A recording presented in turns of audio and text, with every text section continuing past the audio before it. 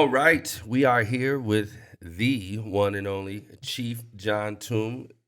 Chief Thum, how are you doing today, Good. sir? Thanks for introducing me the way I asked. I always make sure I'm Right. introduced that way in Listen, every man, public he, setting. he slipped me the money under the table. Yeah. Yeah. No, I'm excited. Now, obviously, that's your proper title, and we want to make sure that we honor that. But Yep. I've known you as John for a lot longer than I've known you as Chief, Yep. and which is exciting for me. I would like to say I called this a long time Well, ago. well, there we go. Maybe you probably knew before I knew then. Maybe so. We're just gonna put it out there in the Yeah. world, man. You Yeah. gotta manifest it. But it's a big thing, man. There's not a it's rare that there is the type of excitement or a appreciation for a hire in a position like yours. It just doesn't normally come with No. yay. Yeah. You're correct. You're correct. And yeah, it's kind of a heavy proposition, right? Yeah. You're like, oh, okay. Not that I try to read too much press. I'm like, well, this is universally very positive Yeah. in a time when we're often kind of negative. Yeah. And it just makes me look at this position and the trust that's been put out there. Not that I didn't value that already or understand that, but it certainly emphasized it even Hmm. further that, the community cares on Yes. many levels. And I'm just excited for what the future holds, knowing that not everything will always be smooth because in certain professions, there's just stuff you got to deal with. Stuff goes up, Yeah. stuff goes down. And, last week, another example, you just don't know what's going to happen Hmm. and then how we manage through that. So, like I said, but it's an exciting time to be in this position, especially in the city I grew up in, and just kind of go forward from here. Yeah. This was especially rare in the sense that both of the finalists, the other being Lieutenant Cook, were well thought of. Yep. Like people Yeah. were Yeah. pretty excited. That's super rare.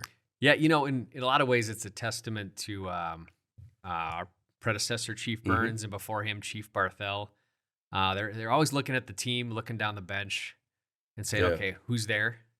And whether we knew it or not, how can we prepare them or prepare multiple people for the chance should it come their way? And I think that's just a testament to them and some of their forward thinking. You often heard them say, always be training two of your replacements or Hmm. two people to replace you, Hmm. and I think that's a good mantra as we look at our how we organize our organizations and go forward.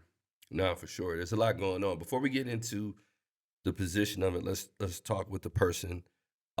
Give us a little background on you. Give us the Sure. Cliff And, Notes. and so yeah, Cliff Notes, because I can extend this into an entire podcast if you want me to. My dad was a preacher, so just give me a mic. Right, I'll right. fill up the time. No, born and raised in Sioux Falls. 1979 was when I was born. Some people like, aren't you too young? I'm like, well, almost 42. I guess that depends Right, how you look at age, if that's right. young or old. And then, but grew up here, went to Longfellow, Lowell, Axtell Park, Lincoln High School, Let's and go. grew up in pretty much All Saints was my first neighborhood, and then Pettigrew was my second neighborhood Yeah. where I grew up. And after going, just doing the normal Sioux Falls kid things, right? I had a job at Hy-Vee, had a shopping news route, Hmm. had an Argus leader route. But then after went to Lincoln High School, then went to University of Sioux Falls, got a business degree because I had to pick something. Hmm. I was primarily more interested in playing football, right? And my dad was campus pastor there, so I got a tuition break. So there wasn't too much question as to Right. where I was going to college, right? And so got a business degree, met my future wife there, got done, and always felt this pull and this call towards law Hmm. enforcement early on as a little kid. Most kids, you ask them what they want to be, it's either a professional athlete, a firefighter, or a police officer, Yep. right? So I was always the police officer. That's always what I wanted to be. And that just never wore off, I guess. I just always Yeah. kept something that like, yeah, no, that's really what I want to do. What do you think Uh, drew you to it? it's always a sense of service. Mm. So I looked at my dad was in the reserves. Both my grandparents were veterans, one World War Mhm. II, one Korean War. And I'm like, I'd listen to them talk, and they'd always talk about what drove them was service. Mm. And then growing up through church, they used to make us take these little tests, like what your gift inventory might Yeah. be. And mine always came back to service. It always came back to something service Yeah. related. And that set on my heart, like, okay, if I'm looking for a profession, I wanted to know that it was in some sort of service to my community or to somebody Hmm. else. And that's where I found fulfillment within work or for within uh, like mission projects or stuff we did at church or in school growing up, it was always like if service was there, I felt like that's where I was called to be. Mm. But in college, then I got this business degree and I'm going to get married. There's a certain stability to Monday Yeah. through Friday, 8 to 5, which I knew did not exist in public safety. It's just It's Monday not a through thing. Friday, 8 to 5 is not on the cards. So I'm like, well, I'll work this sales job. So I got a sales job after college after getting turned down by numerous businesses in town. I had a marketing emphasis. It's my business degree.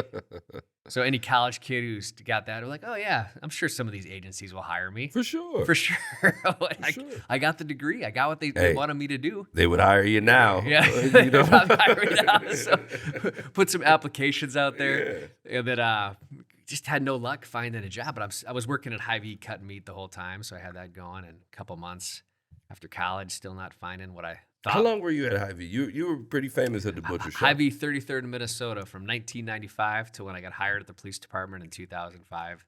In fact, my last day at Hy-Vee was a week before I started at the police Which department. is crazy to think about. Yeah, so a little over 10 years. And then, but we were talking about, not really finding a job in the business world that really clicked with me. And going through, and even like a well-known, one of my friends from college, he's like, hey man, go apply at this rental car place. It's a great place. They got some progressive stuff here. And I'm like, they can get you through the hiring process, and there's incentives and things like that. People make pretty good careers in this business. So I applied there, and they turned me down. Oh, wow. so now my ego is badly bruised at this Yeah, point. yeah. I'm like, well, I'm a good worker. I work at Hy-Vee. I'll always show up. I'm I'll solid, always yeah. put my effort in, And so it got to the point I'm like, okay, I'm gonna apply for one of the banking places in town in another sales job. And I kind of knew if I went that bank route, Mm-hmm. I'm a loyal employee. Mm-hmm. I'd probably never get out, right? Because That is for I would sure. just keep working Mhm. and do what I was supposed to do. Well, this other sales job came up at my buddy's dad's place, and I'm like, well, I'm going to take that sales job because keeping in mind that I knew kind of where my heart was being Right. called, like I could probably get out of that job maybe or walk away from that job easier. But I took that job with my friend's dad's company, and like, you will work this 2 years no matter what. Like, oh, you will not quit on this job because everything deserves a fair shake and your best effort. Mm. And then you'll reassess from there. But you cannot quit. You will work 2 years no matter what. So got started the job. Within weeks, I knew it wasn't for me, right? Not because I was treated poorly, not because it was anything. Like there was opportunity for me to really do the sales thing and really make it bigger. But I just knew it wasn't what I was called to do. And I'd wake up in the morning and I'd go over to the bathroom and vomit, right? Because there was just feeling in my stomach that I was not where I was supposed to be. Yeah. But I forced myself to do it for 2 years, and about halfway through, about a year and change over, my wife's like, you seem pretty miserable in this job. Like, you would be correct. And she had a journalism degree from University of Sioux Falls too, and she was doing something different. I'm like, you don't seem very happy with your profession either. And she was like, nah, I'm not. And she said to me, like, why don't you go ahead and pursue law enforcement? And she's like, I'm going to go back and go to cosmetology school. Yeah. Because she wanted to do hair before she went to college. So at that point, we both just like, okay, well, I'm doing 2 years at this job, Yeah. but I'll start the application process started the application process, quit exactly quit 2 months before. I gave 2 months notice because I wanted to be respectful to my employer. Yeah. And then left 2 years after I started that job. And a couple months later, finished the hiring process with the police department and got hired.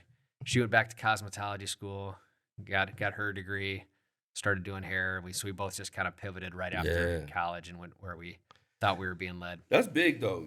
That's a real relationship right there. You know what I mean? Like people gloss over those type of things, but like the ability to be able to look at the person that you love and that you care about and then see that they're not happy and not only do that, but also give each other permission to go pursue it.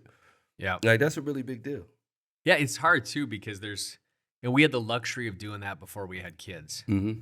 Well, now you had kids and like the financial stability that has to be there in order to provide for your family may keep you from being able to make that decision, sure. which is hard. But so we thankfully figured that out before we had our 3 kids. And but again, it's something that you have to kind of make your assessment as a couple and go for it. Because honestly, if my wife hadn't backed me, like it'd be hard. It's hard to be about any business really without your spouse's support. But in particular, this one, because the job has taken a lot from her. in my Yeah, family, for and so sure. there has to be some understanding on that. Yeah, that's a big thing. Let's maybe talk about that a little bit because again, there's the official title and all the stuff that goes through it, but the thing that I fear sometimes that doesn't we dehumanize people on either side of the Oh yeah, well, we'll just say the law for the sake of this conversation. We either make people criminals, so whatever happens to them doesn't matter, yep, or we make people deities, so nothing can happen to them. sure, And either way, you're dehumanizing yep, people. You know what I yep, mean? Like you're either making it so this person is infallible and nothing happens to them and they don't have any challenges and they don't have yep, normal home stuff and family stuff and all the other things that yep, affects how a person does their job. And then over here you think about people as they're just a thing that they did versus somebody who did a thing. yep, How do you manage that? And especially was in regards to the wife, because you know what I mean? Like you're a career lawman. yeah, You yeah. know what I mean? Like a So lot of people do this, but you did this. so in talking, to my wife, we talked about it early on, and to say that it's easy Mhm. would be an absolute lie because we're all human For beings and we sure. all have frustrations. And the thing with just being called out in the middle of the night regularly, Mhm. having your schedule constantly disrupted, leaving her with the kids at inopportune moments, or just Mhm. completely having this like it's a struggle. Like it takes a human toll, and it's not just showing up or even just stuff that happens at work that is somewhat. To be honest, I think they say I could get the stat wrong, but the average human being has two traumatic events in their life. Mhm. The average law enforcement officer witnesses about 80, right? And how that affects you and how it goes. Like without the support component at home, it's really really difficult. And I think we lose sight of the people on everything. Mhm. Like so, it's either the position or the offense in this Mhm. circumstance you're talking about. But I think it's one of my stories about impact and kids. And so my wife and I had the luxury where um, she would work on my days off, Okay. right? So my days off were always Tuesday, Wednesday, Wednesday, Thursday, or Tuesday, Wednesday, Thursday when I had 10-hour shifts, right? Yeah. So it was really cool because I got to be home with the kids Mhm. and she'd be at work, but we never see each other because we're doing this flip flop For of sure. trying to take care of our family, take care of our finances, finding daycare, doing all this different things Mhm. just didn't work. So one day, like I said, I'd been at work a lot because especially with those midweek days off, you sometimes have to go in and got my kids who were 5, I think, about 6, 4, and 3 at the time. I think they Mhm. were. And I'm like, hey, tomorrow's dad's days off. We're gonna do something super special. Like it'll be a surprise, Yeah. right? Yeah. So I'm building this up because this is my proud dad moment. I want to go out and take them, and Mhm. have some time with the sons. And I think it was Secret Life of Pets 2, maybe, or some movie was coming Yeah, out in the yeah. theater, right? So I was gonna get him in the car and take him to Secret Life of Is that Pets. the one where Kevin Hart's the rabbit Yeah, or whatever? yeah. Okay. So Okay. it was. Okay. I think it was the original Secret Life of Okay. Pets. I love the movie. Really good movie. And get the kids in the car, and we're pulling out of the driveway, and I'm like, we're going to see Secret Life of Pets because they had seen the previews and they were pretty pumped. Got 2 blocks from the house, and my SWAT pager went off. Right? So 2 blocks from my house, and the pager goes off. So I just built this up, this crescendo for these kids, got them all excited, and it's like, hey, I'm sorry, dad has to go to work. So they start crying. And what other response do they have, right? Because there's just kids. They don't Right. I understand don't the know. complexity of this. But I'm looking at the page on my phone. I'm like, no, this is like, you don't get to not go to a SWAT call out because Mhm. if it's reached that point, then this is your profession. This is what SWAT. you do, right? So I dumped my kids off with my mom. I think Mhm. scramble and call my mom, get To the even kids there. have a mom, like to Yeah, even have somebody to even do that, but yeah, yeah. So yeah. I call my mom. I'm like, hey, I just need you at my house now. Please watch the kids so I can go deal with this and drop them off, and just completely disappointed them. So I go Mhm. to this call with just this empty feeling, right? Yeah. Because I disappointed my kids Mhm. because of the profession. Now, granted, this is not a poor me story, But right? it's but, relevant but though. it's relevant because this is kind of like the inner workings of what certain careers do for Mhm. you and your family, and it's not just that, again, the stability of Monday through Friday, 8 to 5, just simply isn't there. Mhm. And go out, handle the call, come back. Kids, you know what?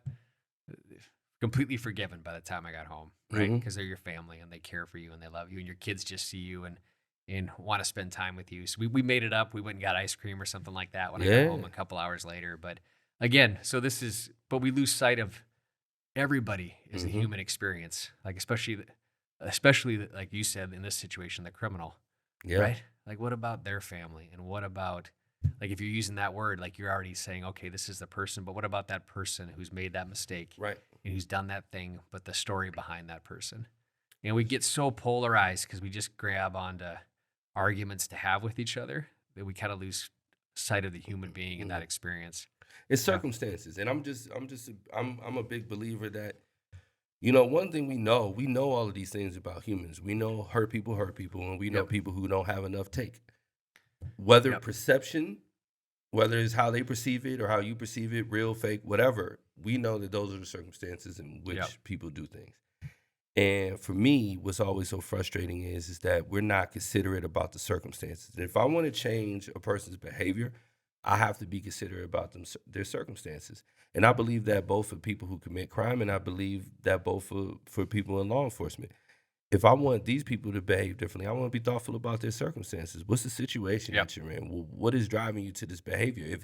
Is it because you don't have a complete home? Does it because you don't have community support? Is it because you don't have resources or whatever it is? And then as much as is reasonable to affect that, I want to do that. Flip side, law enforcement, do you have ways to decompress? Do you have ways to be healthy with your family and have the type of leadership and mentorship and engagement?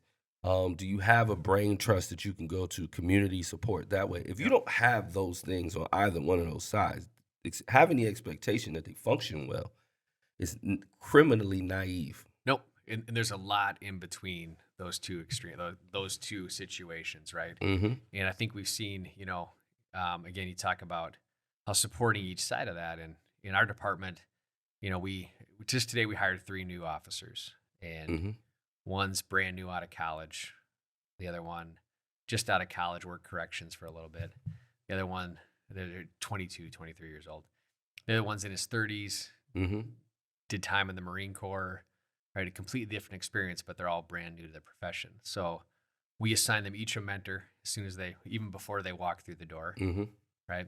And today was we welcomed them, multiple people into the room, trying to build up that structure, invite their families into our department, trying to, like, again, provide those resources and those thoughts and the things that go along with it, because it's not an easy road. Hmm. And if we don't support people, no matter where they're at in life, with resources and things to help them be successful, why would we expect them to be? For sure. Right? They're only going to get there then on their own hard work, which is great, right? Right. Right? We want people to get there on their own hard work. We want to support them on their way and provide them the stuff to get there. And I think it's just, again, something we try to really simplify because our minds like simple Hmm. things, but it's rather complex to get into. There's a lot there. Well, it's just, uh, if you want bad for people, you want bad people. Yeah. That's just the bottom line. Like, if you are ever get comfortable with the idea of people being in a bad situation, Yep. you also have to develop some comfort with what that produces. Yep. And that's just not going to work out right. We were just, um, one of the graduates of our Leaders of Tomorrow program, Angela Shuffleman, she works with some folks in the prison. And she helps with a Toastmasters group that they have in there. Yep. So had an opportunity to go in there with the mayor and some other folks. And you're looking at these folks in there, some of whom have committed murder since being incarcerated, Yep. right? Like these are not, there's a real stuff that's happening here. This is not just, run of the mill stuff. But like what you realize is that when you hear these folks developing the skill of being able to articulate, express themselves, to be able to communicate, you see in that process them developing tools to manage the type of things that drive somebody to do these kind of things. That's not to excuse any of it, but it's simply to say that when you can express yourself verbally, when you can express yourself through art, when you know how to do all those things, when you find different ways to get people to understand what you mean or to be able to decompress or to be able to, those are the type of things that people get an opportunity to lean on to keep them from doing crazy things. My thing is always for people is like, what if you were guilty of your first thought? You know what I mean? Because Yeah. once it's there, you're Yep. open to doing it. Yep. There's just things that happen that help you bring your energy down, do something different, say, no, I can never do that. Why could you never do that? Because my mother would feel this way, my father would be Yeah. ashamed. Da, da, da. There are things that keep you from actually engaging in on that first thought. But if you could be held guilty from your first thought, I think we'd all be in jail. we're out of here. Yeah. Everybody's out of here. We're all done. Yeah. Everybody's out of here. So this idea that it's just about being above it, I think is different than the idea of being beyond it. Yeah. Being that I've worked through a process that allows me to. I don't know if you know, I had coffee with Angela, and Yes, she mentioned. yes, we talked about. Well, I had a cider because I was already well caffeinated that day, and I like some apple cider. But listening to her talk about that experience with that group, Yes. and I've got a future date to go. I was Yes. hoping to go, but I was out of town for a soccer tournament with my kid. Which, by You the gotta way, do it. I love going and watching my kids play soccer. It's a great escape. But that's a sidebar. But listening to her talk about that program, She's on fire. man, and I She's on got fire. done, and I'm like, thank you, right? Yes. Because Yes. so many people just they talk a big game, Yep. right? And they have everything and all these ideas, but rarely get out. And for Show her, up. her work in there, just showing up and doing it, and she just jumped headfirst into it, and what it's developed into is phenomenal. And I think it's easy to dehumanize people in that Mhm. situation Mhm. because it's just I don't know, it's our nature. Mhm. My dad was prison chaplain at the South Dakota Oh, State yeah. Pen, like early '90s. Do you know that? Mhm. Yeah, and so he would talk to me about the lifers, and the lifers that were the ones that came up and helped him into the chapel, did different things. And this is back when they had the West Farm west of town, where lifers were even eligible to leave the walls and go work and Mhm. do things. And I learned early on just from talking about his experience, just that these were people who had made mistakes. Mhm. And dad, would talk about it. And then eventually, we'd have prisoners stop by the house. And one of my favorite stories is I lent one of them my Raleigh bicycle that I got at the Mhm. bike barn with my paper out money because I was in high school at this Yeah. point. And he's like, hey, this guy needs a bike just to get around a little bit. And I'm like, yeah, you can take my bike. Like, I don't need it anymore. Right. I'm too cool to bike, right? Right. Right. I've Right. got a car now, Right. right? I got a car. So, but just having those experiences early on kind of opened my eyes to, okay, Yeah. well, what's the story behind the story on this? And my dad still talks about these guys and how impactful they were on his life when many people would probably just write them off because, Mhm. yeah, that guy killed a guy or that guy Yeah. did this. But there's more to that story. And I think, again, the work she's doing, because you're It's right, big. right? And yeah, these guys may never get outside the walls. And nobody Yeah. elected her. She Yep. wasn't hired. She didn't get anointed. She saw an opportunity for her to go do a thing, and then she went and did the thing. And then if anybody asks her, well, what are you doing about the problem? I'm like, well, let me tell you. Let me tell you, you know what? I'm gonna be honest with you. I'm not normally. Every once in a while, if I get into a thing on Facebook or something like that, somebody Yeah. says, "Well, what are you doing?" Yeah, I'm like, let me tell you. Oh my God, I thank you so Let me much. tell you. Well, because I do want people to be challenged by that idea. For me, I grew up in my family was a foster family, so most of my siblings are adopted. And even my family were foster. So a lot of my family members are adopted. Some, came and went in a normal foster environment. Yep. But you're talking about young people who went through such disgusting levels of trauma. Yeah. You know what I mean? That really do genuinely make you question humanity, like what is going Yeah. on. But when you live with folks like that, and especially when you're a biological child, and you start to recognize that these folks require more attention and energy and love and reinforcement, and you gotta let that person know that when you go into another room, Yep. you're going to come back, Yep. much less leave the house. Yeah. When you go into another room and a person has separation anxiety, that's crazy. But you also have to deal with the struggle of saying, well, I'm your child. Why wouldn't you Yep. focus on me? Until you start to realize, like, they need it. They have to have Mhm. it. Like, I was a pretty well-adjusted kid, but you're dealing with people who have these things, and then you say to yourself, what happens to a person that experiences this that doesn't get taught how to move through this? Yeah. And that's where my thing is where we love children until they grow up. Yeah. And then we don't have anything to do with them. How do you manage that? Because there's a certain brand around it. You know what I mean? Because we all watched cops and all of those other type of things. And when you were watching those things, the way it was always framed up was somebody would come over, they would talk to a person, the officer would be being cool, and the person who was getting arrested would be so obnoxious. You Yeah. know what I mean? Yeah. That by the time you got to the break or whatever, you be like, will you arrest this Yep. Yeah. jerk? So everybody who got arrested asked for it, deserved it, blah, blah. And it was just really easy to be this side, that side. Yep. When you actually have to like confront the human aspect of it, when you are having regulars and you get to get into the details of it, where it's Yeah. like mental health here, hunger here, schizophrenia, this Yep. person is in an abusive relationship, whatever, and you get into the crux of it. How do you start to manage? How do you develop a mindset to keep being put in those engagements? Oh yeah. So as you develop in your law enforcement career, and the other thing too is like people have this misconception that you get out of the academy or you get out of field training and you just have it all figured out, Right. right? Well, I challenge you that a 5 to 10 year teacher is far better than a 2-year teacher most sure. often than not. Some have just this natural aptitude or ability. But Mhm. we always learn lessons along the way, and we get this. And I think you start to realize, I think as a young officer, you're like, okay, here's my job. I'm going to go out and do it. Like I need to fix this and fix this. But then you quickly realize that, oh, this is way more complex Mm. than what law enforcement is really designed to solve. We really don't, we're dealing with symptoms, not causes. And like, okay, so let's just take the homelessness and some of the transient issues Mhm. we have in town. It doesn't take long to realize that alcohol and mental health are really what's driving that issue and really what's making it something. And as a police officer, it's like, yeah, I can't fix that for you. Mhm. I can enforce what society has mandated for these laws to be, but I can't fix this.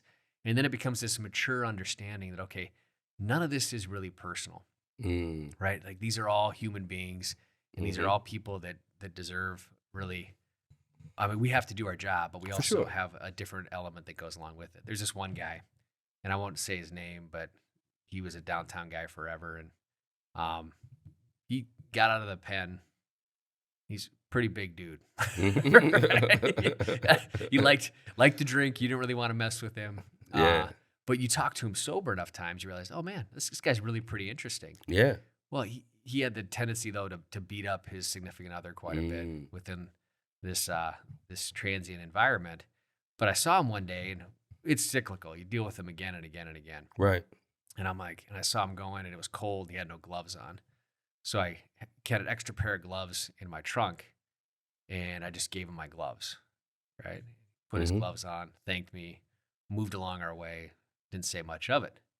But my relationship with him from that point was way different. He just was always really just willing to talk to me Mhm. like I was a human being.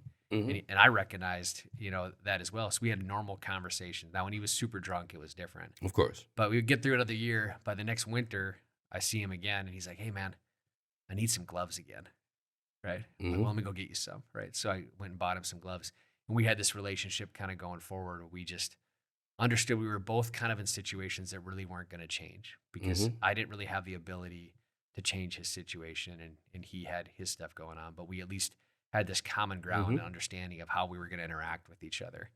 And I think you can't have the luxury of developing that with every single person you're going to No. deal with, but you can take the mindset of, okay, what's the rest of the story on this, and what can we do to really have this relationship? But also, maybe can you trust me enough that I'm like now, Mhm. like, hey man, just go to the link and just ask him Right. about this Well, and there's a or see nuance that. of Yeah, understanding that like you're not a cure.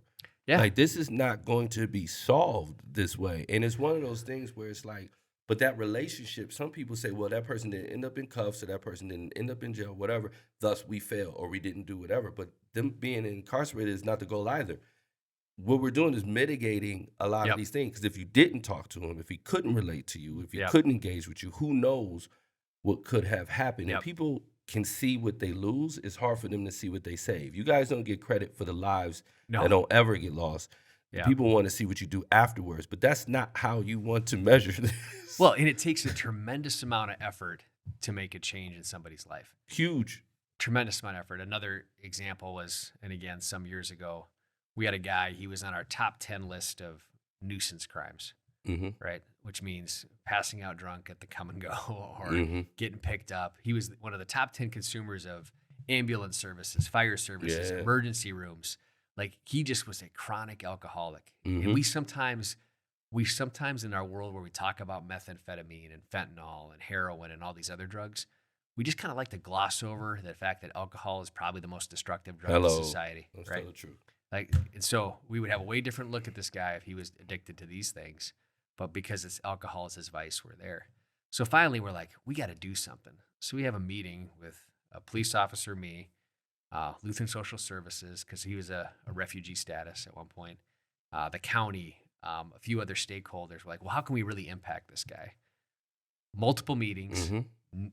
lots of money, finding him a Mhm. place to live, stabilizing everything, holding him accountable, visiting him, finding him a job, finding him transportation. But at the end of it, he had actually kicked a lot of his issues, Mhm. right? Was fully employed, had a house, no police calls for service for him, no ambulance services, nothing. Like he made it to a Mhm. degree. Now, did he fall off the wagon a couple times? I can never remember if he fall off the wagon or get on it. When you, No, yeah, you fall off it. or you fall off, But right? it's a fact. But there now was a support because his family had taken him back Yeah. and put him in a position. But that took a tremendous amount of efforts and a collaborative effort between numerous stakeholders to just create one story of success. Yeah. And I think sometimes they're like, well, is that enough? I'm like, that's enough for me Right. because I'm not naive enough to think that we can change everybody's circumstance. Right. And I think we're just one piece of this bigger part of a community. Like, and again, I'm like, well what's other community stakeholders? If we're talking about homelessness problem, There it is. this is not a law enforcement problem, Yeah. right? This is a community problem Yep. and a community collaboration. It's not just a city government problem. City government plays a role, right? But we Yeah. all play a role in working this out a little bit and seeing if we can impact some change. Because opening up more beds isn't going to solve the issue. For sure. It's just going to fill. You'll feel Yeah. capacity. That is Yep. so speaking of that, because we're in an interesting place right now where like I hear people talk about crime, or I hear people talk about safety. And coming from where I come from and seeing what you've seen, I think we would define that differently than some other people would. And a lot of it is optic. A lot of it is based off of comfort. Yeah. It's based off of convenience versus based off of this real premise of communal living where you even having the expectation that everybody behaves that you want to do is Yeah. bizarre. You Yeah. know what I mean? Yeah. Like literally you get to do what you want to do. The laws and rules that we have are so we can do it together Yep. within reason so we don't impose ourselves on other people. And so when you have a situation where there's real career panhandlers or whatever out there that are, nuisance or whatever, that type of thing, mixed in with people who are genuinely homeless and those type of things. And for a lot of people, when I hear them talking about it, they're talking about it with the optics. I don't want to see that. I don't want to have to Yep. deal with that. I don't want, not necessarily that anybody even did anything wrong to them. You hear people talk about not feeling safe because somebody's standing at the end of the block as if that Yep. person doesn't get to stand at the end of the block. Yep. And that's just how you feel. So how do you balance especially now as chief, how do you balance the perception of these things and the convenience where I want to have a utopia that doesn't have anything I don't want to see, anything that I don't like, anything that lowers my property value or makes me feel uncomfortable, versus the type of community you want to have in the good old USA Yep. where people get to, for most part, do what they want. Yep. It's and again, it's managing expectations sometimes and really confronting with some realities. If you look at our calls for service chart, which is in our population chart, Mm-hmm. like there's not a crazy spike. It's a continued trend line where they both run parallel to each other. As our community grows, we proportionally grow with issues and calls for service. For sure. Like there's not this crazy spike I think that people perceive Right. because It's they, going to hell they in a see things a little handbasket. more, right? Right. The other piece too is like if you look at that, it's really just understanding. Some people, as they complain about certain issues or lodge complaints, I guess they complain about them, right? They don't even understand some of the First Amendment or the rights that are afforded to people. Mhm. So it really becomes an education piece. And also circling back to the remarkable, like our city is remarkably safe for a city of 200,000 people. One of the safest places on the planet of the earth for the history of it. Or like remarkably safe because of the community's work in our partnership with the police department to make sure we maintain that quality of life. Now, these are all fragile balances, right? They require attentiveness and make sure we're on it and make sure but it's not just a police initiative, it's an everybody initiative. Mm-hmm. Again, what are you doing to impact your community is the question that could be asked. So it's really the education piece, the understanding piece. And yeah, like as far as the panhandling thing, it's their right to do that. You need to understand just because it makes you uncomfortable. Mm-hmm. There's a point when it becomes criminal and there's a point when it's a legal activity. But understand that even if it's criminal, it's a low misdemeanor. Right. It's not like this is like Right. it's gonna cause any change. If we Right. locked everybody up and threw them in the jail, they'd just be out the Like next some few people hours. don't want them to be able to ask, so they don't have Yeah. to say no. And it's like say Yeah. no and keep moving. Like from our standpoint, like we put out PR pieces Mhm. for several years now, and just that we've seen how panhandling leads to, especially in that core neighborhood, just the exacerbation of the alcohol consumption Mhm. and problems that go along with it. And then the alcohol, it's not just the alcohol consumption, it's the assaults, sexual Mhm. violence, Mhm. and other things that come Mhm. along with the alcohol consumption, right? Which is why we're like, okay, if we're giving funds out the window, just be realistic about where they're ending up, but also think about how you could impact your community. Maybe not just with money, but maybe Mhm. with action and maybe with education. Are you getting in and really understanding some of the core issues that are there, some of the things that are there? We again, it's a really complex issue, and we always like we have this thing of just like trying to cut out the middle part in between and just get to the end result. Right. Like it's just not there. I think it's just something we'll always be dealing with. We'll always be managing. And again, we as a community define our response to that within Yeah. the confines of what's legal and what's not. Again, I would love to see we've got this shelter set up. I would love to see more transitional housing, like more caseworker driven Mhm. housing outside of the core area, right? Which For sure. like the concentration is just there. We can't. And It's the yeah, it's too density. great of a burden for any Yeah, for 8 square blocks. 8 square blocks, and like, okay, well, what are we doing that's outside the box? We have this veterans tiny house project, Mhm. which they're going to be breaking ground on soon. Well, what is that? I mean, we've done a lot of research on it, but what does that look like if we take that same and apply it to felons, Right. right? People who get out of the pen have the best of intentions, but maybe not the resources or ability to find housing or find work, because it's a unique time in Sioux Falls Mhm. with a lot of the staffing issues. If you get out or do anything, if you're willing to work hard, be where you're supposed to be, when you're supposed to be there, and do what you're supposed to do, Yeah. like there's some job opportunities that can Good really things expand. happen. Yeah, good things happen, you know. Mhm. And I think, but we just can't. Again, I maybe even if I want to give my money, I want to give it so they can open up more beds Right. somewhere and keep people out of my sight. Well, that's not really the mindset, right? Yeah. Like, wait, like it's got to be ideas that are a little bit outside of the box that maybe will cause some more Yeah. change. Yeah. Well, okay. Well, speaking of switches and thinking in terms of Yep. legality, probably the biggest one coming up is marijuana. Yeah. That's transitioning right now. Marijuana is an interesting thing for me because I would probably put myself in the space of somebody that is um I'm pretty constitutional. I think I Yep. believe in that, but I believe in the social dynamics um s- really in reality supersede the other stuff. But I am a firm believer in, a person's right to do, Yes. right? Yep.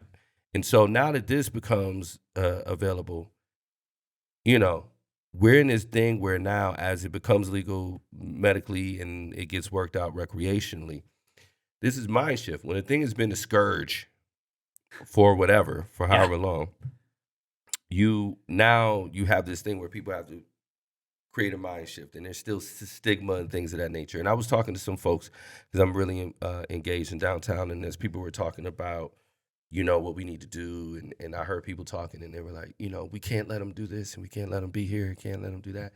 And I thought it was so interesting because it sounded like it was still illegal in terms of that piece of it. Yeah. And my Yeah. thing was, it's like that's where you have to start to be able to solve things for that person. That person is gaining a right. How do you solve it for that person? Because if you don't solve it for that person, if you don't make it reasonable and for that person, they're not going to adhere to any type of. They're going to do Yep. whatever anyway. Yep. How are you all planning for that? Because I got to tell you, from a legal standpoint, beforehand, when people would talk to me about it, their thought, the logic was always because it was legal.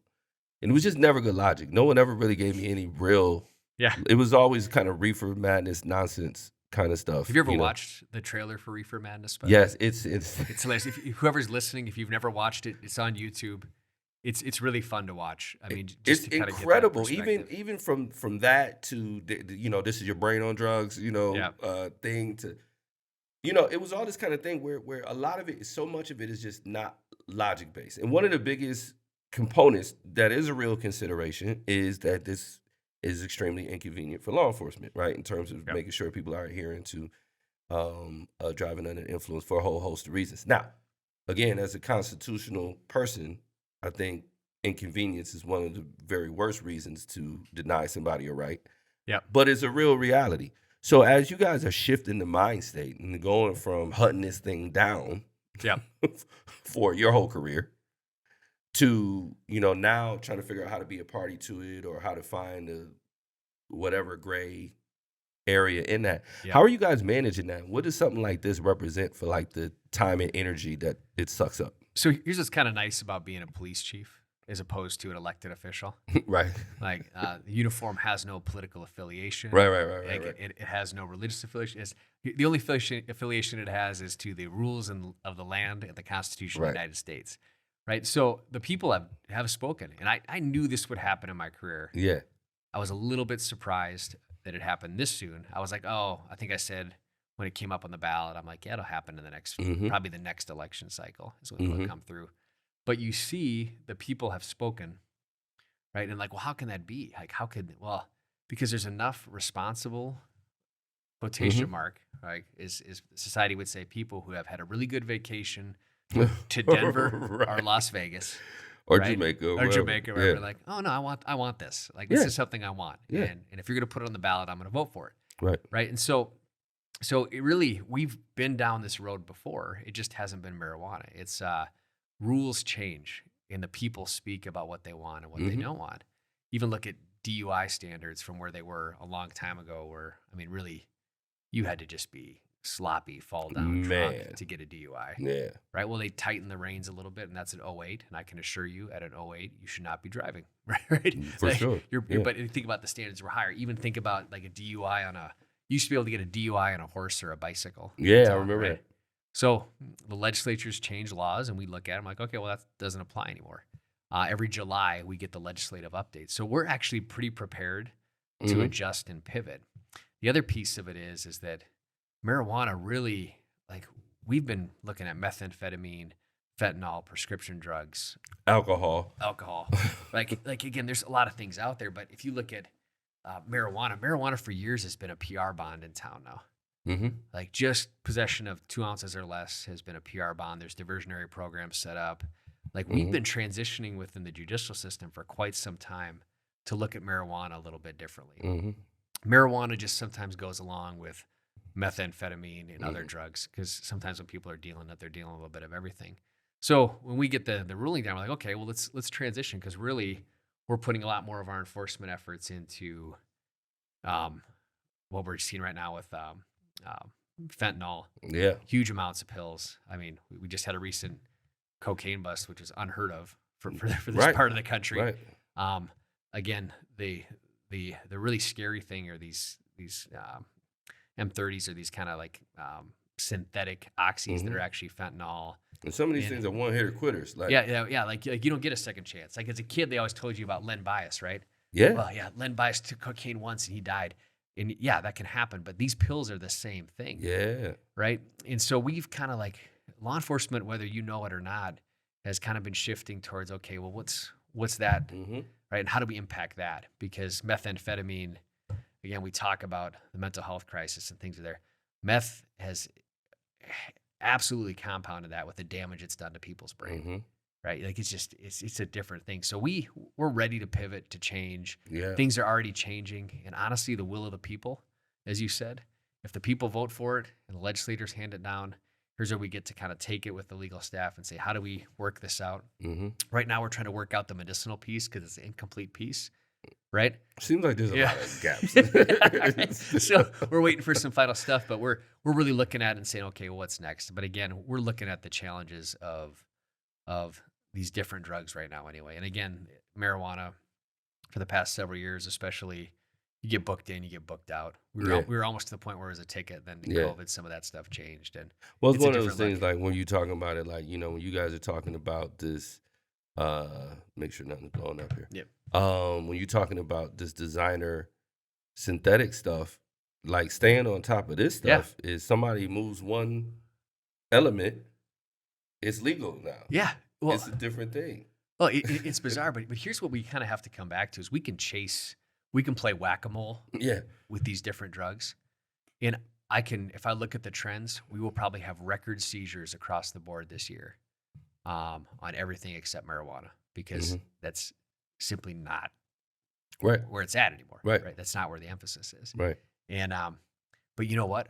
My guess is too, we'll set record overdose deaths this year too. Mm-hmm. Right? Because we are just one piece of this whole thing. And we can pull all the drugs off the street, but for more will still make it through.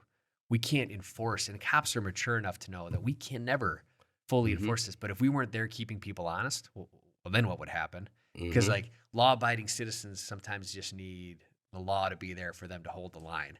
Right. But if it was gone, they'd be like, well, I'm going to do this now. Right. But we can look at it and say, okay, well, this isn't impacting it. We're still having 22-year-olds or younger pop these pills and have their mother find them dead in the basement. Yeah. Right? And that's where, like, for me as law enforcement, you talk about impactful calls. I can never forget the cries of parents on these overdose calls. Yeah, bro. Right. So one call in particular is just burned in my head. Right. We're coming in this kid's lifeless body, and his mom comes home and finds him. And that's where the anguish is. And I want to tell these kids, before you pop that pill, look your mom in the eye. Hello. And imagine her coming home to your dead body, because that's the risk you're taking right now. And I think it's a bigger issue than just law enforcement. Way and bigger. people, right? And again, we can pull record amounts off the streets. Kids will still be dying because maybe we're not equipping them with the proper mindset, the proper tools to say, okay, talk to your kids about this. And I'd love for everybody to talk to a mother of an overdose victim, and then decide if that high is worth it. That's big. That's really big. Yeah. And especially when people are not finding those highs in other things like music, education, and sports and things of that nature. And you start to see those things diminish. You know, I coach youth football, and sometimes I go, to different schools, and I'm seeing some of the conditions that their field is in and the equipment that they have, and it's 2 coaches to 60 plus kids and all these other type of things. And I'm thinking, like, you wanna keep these kids from popping pills and doing whatever. Like, this is how you do it. This is where you do it at. And a lot of times those things are under resourced and undermanned. There's not a lot of people who are raising their hands saying, I'm going to do it. I don't have kids. I've been coaching for 12 years. You know what I mean? I don't have kids, but I know what this does for kids, and I know that I want the kids in my community to be safe, healthy, and responsible and contributors, and so I'm willing to do my part because that's something there. I want to press that a little bit further because it is not lost on me, obviously, that when I do go to see these schools that are not where they need to be or sometimes don't have what they have, and I'm not even talking about the instruction.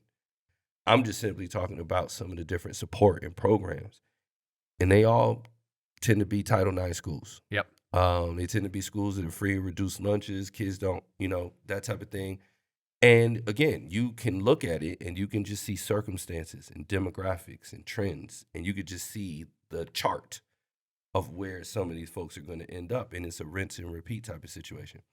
So I want to talk about that piece of it just real quick. And I think that dovetails into the other piece, which is what I call, baton initiatives, which is ones where you could fully expect to get it handed off to you and you're going to hand it off to someone else. And one of those things for the police department is diversity. People have been trying to crack this nut for ever. You know what I mean? For a long time. I think the two are parallel because, obviously having healthy relationships with your law enforcement and having it reflect the community, which is quickly evolving. And then how we're dealing with some youth in these situations that are in circumstances that are mostly socioeconomic, but those socioeconomic situations seem to be pretty consistent with the demographics as well. So let's talk about that piece a little bit. Which is just a huge, that's a huge topic. Yeah, so we could just do a separate thing. Just 5 on minutes. That. So we talk about the diversity piece within law enforcement. And again, it's a conversation for teaching, Mhm. the fire department, nursing, like every other industry too, right? But Everyone. it becomes front and center a little bit more with law enforcement because of just recent events and the ongoing conversation about diversity. Law enforcement ends to be one of the first points we end up. Now, again, we've talked about okay, press releases, right? We're looking to hire more diversity. We just put out a press release, Right. Right. expect something to happen, and I'm like, well, that's just really naive. That's not gonna affect anything. Mhm. That's simply not gonna affect anything. And even recently, talking to some college kids of a diverse background, I'm like, hey, I want you to be a cop. Nah, not doing it, right? Because even for everybody right now, being a uniform cop is not a desirable position. It is not. Numbers are No. down around the country. It's Mhm. happened before, but there's just not a big pool there anyway. Mhm. And so, okay, well, how do we start looking at this a little bit differently and really, again, we look for the society demands us to do this with the easy button Right. that we just go like this. And, oh, yeah, we just hired 8 different minorities for the police Mhm. department. Pat us in the back. It doesn't happen that way. Right. And it's superficial anyway. It's superficial anyway. So, who we're targeting right now, right? If we really think about it, I got to be going after kids right now that may not pay off for 10 years down the road. Like Mhm. this might not pay off for 10 years down the road because the short game simply might not be there, right? Mhm. It's hard. We can't even get full staffed right now, right? And so how are we going to now all of a sudden add this diversity piece on top of it if there just isn't the pool for us to pull upon? We have to build the pool. The pool has Mhm. to be built, and that doesn't has to be built with partnerships For though. sure. Because imagine you're a 14-year-old kid. Let's just say you're an African immigrant kid, Mhm. and you tell your buddies or your mom or dad or your neighborhood that you want to be a cop. They're gonna destroy you. They're going to destroy you, right? On top of that, for many of them, first generation, second generation, they haven't even really been able to frame the difference between being a cop in their home country and a cop here, Mhm. right? And they maybe even have limited interactions with a cop, but they do carry with a bunch of baggage and a bunch of stuff they've seen, which has framed their preconceived notions about police officers and who they are and what they do. Now, that kid, by the time he's 22, is never going to want to be a cop. But how can we start interacting with the kids at a young age and say, okay, well, maybe that would be an okay profession for me? So, one way, Andy Siebenborn coaching a group of Mhm. Eritrean refugees in soccer. It's a great story. In fact, you could probably have a podcast just with him talking about his soccer team. And we will. I Yeah. went out there and talked to a soccer team. Yeah, And that's Bonnie, yeah. because you helped with this too, and okay, maybe nothing comes of this, but some people may see, hey, here's a lieutenant for the police department Mhm. volunteering his time with these kids. We got another initiative coming up, Camp Postcard. I don't know if you've heard about this. I haven't heard about this one, I don't think. So again, still June next year, Mhm. we will take, with the VOA's help, about 50 to 60 kids to a camp that's basically counseled and staffed by police officers Mm. where we can have an interaction in a fun setting away from the Mm. city and I just want in. yeah, and engage in people just as human Yeah. beings. And like, you know what, for many of these kids, we talk about opportunity. Like a lot of people in town, they just take for granted going to the lake, Yep. right? Yep. Going to the lake, no big Yeah, deal. no big deal, right? Never even heard of it. Like what, you guys go to the lake and do this because we haven't had this chance because Mhm. we've barely left the city limits of Sioux Falls, right? Mhm. So how can we build these relationships away from law enforcement that will pay dividends down the road? And then how do we get into our schools? We have our SROs there, Mhm. but and again, we're just working out ideas at this For point, sure. right? But how do we get an audience with kids in high school that say, hey, here's the public safety options you have. Here's police, here's fire, here's nursing, here's community health, Mhm. here's ambulance, EMS, emergency medical services. How do we create for them within the school some sort of, like, we have other CTE type programs, and again, if I'm not promising any yet because we're just trying to Mhm. work this For out a sure. little bit about how we get to this point. Well, how do I turn them on to this idea and then build that into something that feeds right into our Southeast Tech or right into our Mhm. local universities where there's support both financially, and this is a whole complex piece you have to build. And it's going to take for a long time to build it. For sure. But how do we create this pathway to law enforcement that isn't your traditional pathway? Right. Where I go to high school, I go to college, I apply. Because that just isn't going to be feasible for some Right. kids to get there. But then on top of that, all this still probably, but the community itself has to raise people up and say, we're For going sure. to support this person to go down this road. And so I went to the Ethiopian Day festival Mhm. and got to talk to a bunch of different people there. And this table, this group of college kids, high school kids are sitting on a table, and I just got done eating. And if you ever had Ethiopian food, Mhm. Oh, yeah, yeah. yeah, I typically like stuff with some strong spices to it, Mhm. but they gave me the mild stuff this time, which I was okay with. Because anyway, I'm like, hey, who wants to be a cop? Nobody. I'm like, nobody raises their hand, so nobody takes it. But like, I want people from your community to be in law enforcement, Mhm. and I think people need to hear that message They have to. that From hey, you from too me, and other right? people, but Yeah, that means a lot. but I want that. And again, w- this is where we have to partner with different community groups. Because imagine this kid, this 5-year-old kid, right? It's still his dream, just like it was mine to be in law Mhm. enforcement. But because of different societal pressures and different, like that dream gets chopped down along the Mhm. way. Like I can only imagine if that was my story, right? If that dream of being a cop was just chopped down for me at Oh, every single immediately. level, right? And then I'd Immediately. see all this stuff, and this was just stuff that never would happen. Well, it's one of those So, things that I always wanted to share with people, and then you know we'll get you out of here. I know you got to get back on the streets, but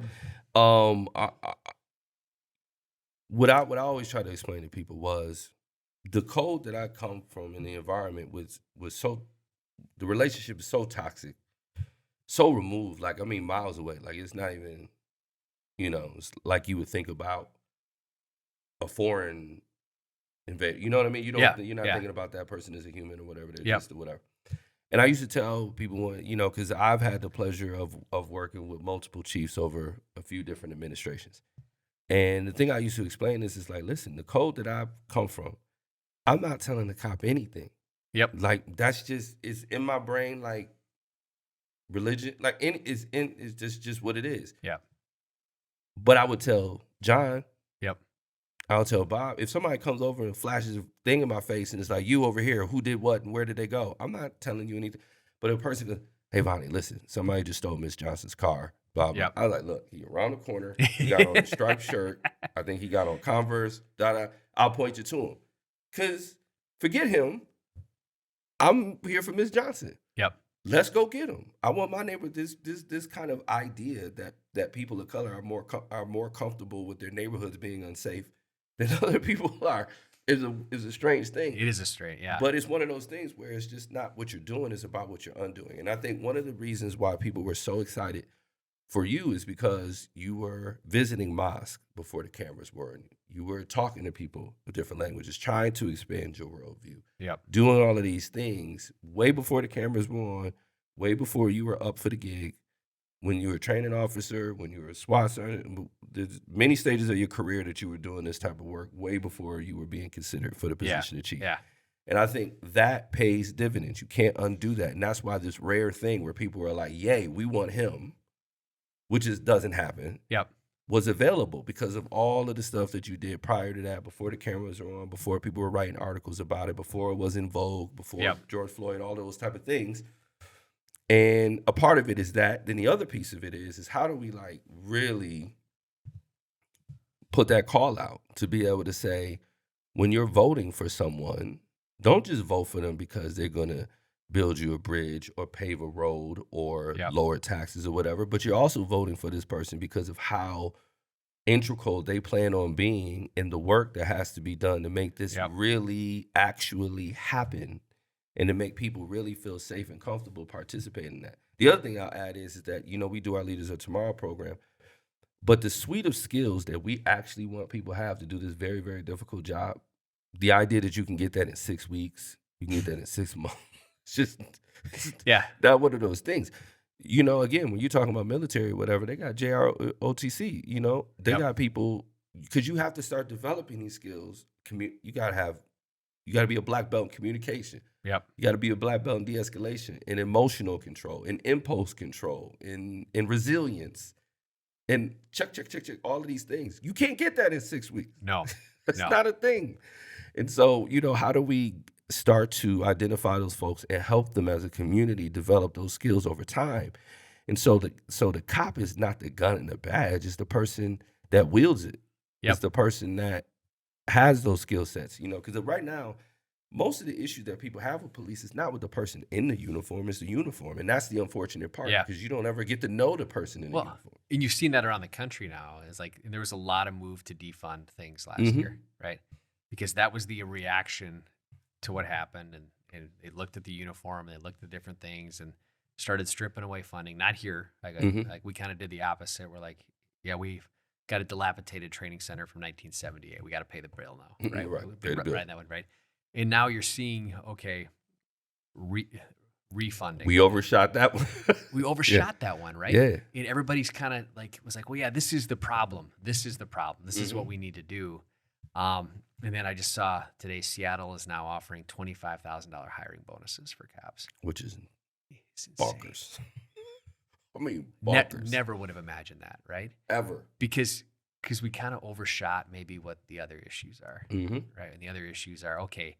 Law enforcement still has its role. It was doing its role. It was a Mhm. necessary role. Did it need refinement? Yes. Of course. Right? Because things always need refinement. Of course. They always need refinement. Like I said.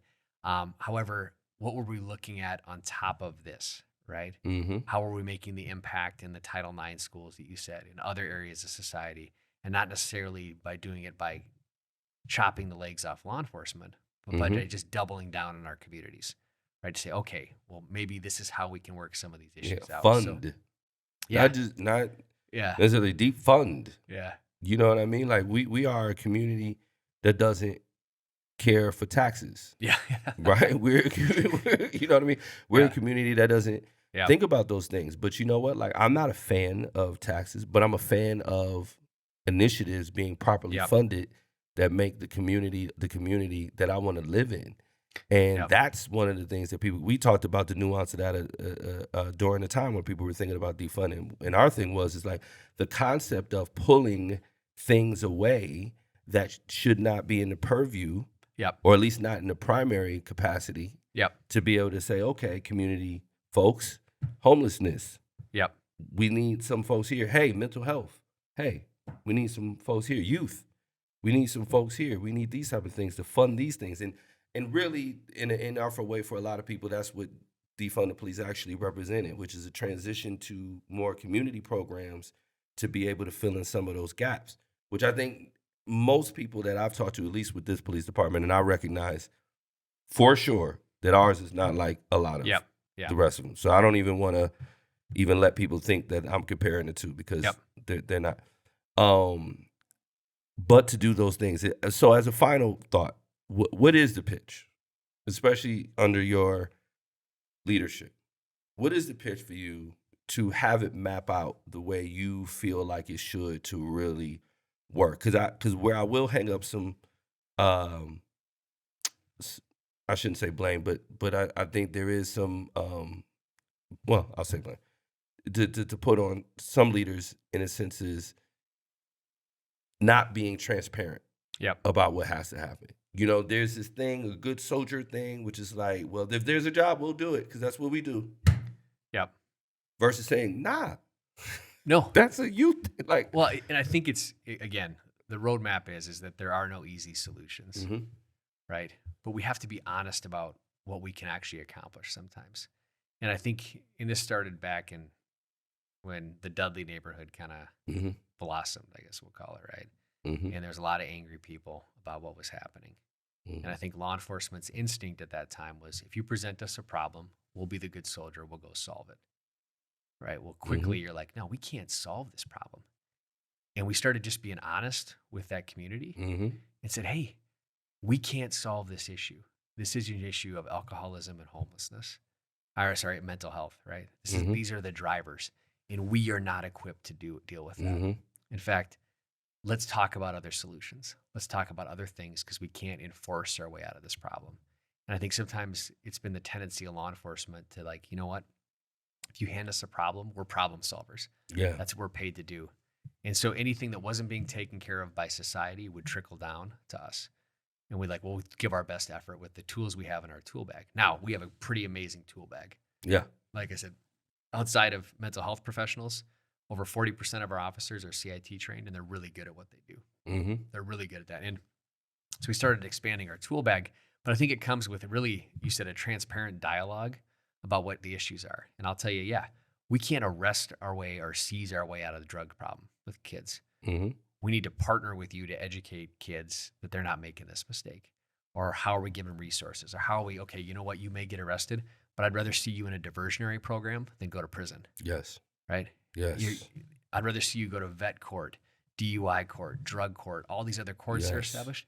I want you to be successful. And there's a misconception that I think cops, especially like people think we want to arrest everybody. Right. We are simple creatures, and that we would rather get paid the same amount of money and do less work. Right. we're, Yeah. we're just like everybody Right. else, right? Right. Like I would prefer that we could slow down our hiring because crime rates would dip. For sure. Like we don't want things to happen. And even I think I said, it's just we want people to be successful. Mhm. And we can say that. And how can we partner with the community to come up with new ideas or resources? Because we're not the only holders of them. But I want to see this community impacted for the positive, but also know and recognize that there will be bumps along the way. Things will not always go smoothly. There will be chaos. Yeah. Chaos happens Mhm. because human beings, that's just what happens, right? Things don't always go right. Well, how can we be open and have that dialogue and still talk things out and work things through and understand, you know what? We're all in this together. This isn't a us versus them, Yeah. right? This isn't all of us together working on issues, not just police, not just city government, but the community. And then it comes back to Angela, right? Who we talked Mhm. about at the start of this. Like Angela can look me straight in the eyes when I say to her, well, what are you doing to help the community? And she's like, well, here's my list. Yeah. Right? Like Yeah. she could be able to say, but I think for many people, we have to talk about empowering them to say, okay, what are you doing for the community that's outside of your immediate comfort and comfort zone, where you're giving back and pouring in to just one kid's life or one issue, where Mhm. you're spending a little bit of time making yourself uncomfortable and going out and doing it. And I think that's, again, there's a lot of things to talk about, but I think as we travel along, being open and honest about law enforcement's role in Mm. society, what we're capable of fixing, Right. right, and what we're not capable of, and how we work together to work those issues out. And again, I think again, it'll be interesting to see the next 10 years as we continue our growth and continue um, just what happens and how we as a community pour back in harder than ever now, how we double down on our Yeah. efforts and make sure that we maintain Sioux Falls, the Sioux Falls we know, and maybe even make it better. Let's make it happen, man. Yep. Will you come back for a part 2? Oh, absolutely. Yeah, Sweet. I yeah, gotta get Andy in here too. yeah. The soccer program, working him on in. the soccer league. Yep. So that's going to be super exciting. That's Yep. going to be magical. For everybody checking this out, make sure you like and subscribe so you can get all of this great content when you get it first. This is a leadership podcast, and it's so important that you think about leaders beyond just CEOs and people who are helping to run your community. So get out there, participate. Make sure you stay up with us at letsthink3d.com or check us out on all of our socials at Think3D Solutions, and then we will see you next time. Thank you. Thanks, Vaney.